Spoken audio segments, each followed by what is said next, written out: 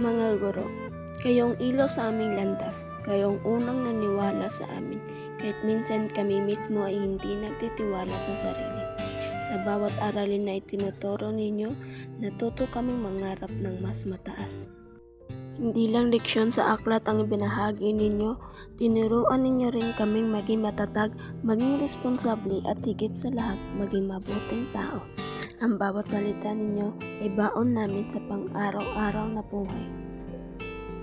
Alam namin hindi madali ang sakripisyong ginagawa ninyo sa bawat oras na inuubos ninyo sa pagtuturo, sa bawat pasensyang pinapalawak ninyo at sa bawat meeting pinapakita ninyo. Naramdaman namin tunay ang pagmamahal. Kaya't ngayon, buong puso namin nagpapasalamat. Kayo ang aming pangalawang magulang, gabay at bayani.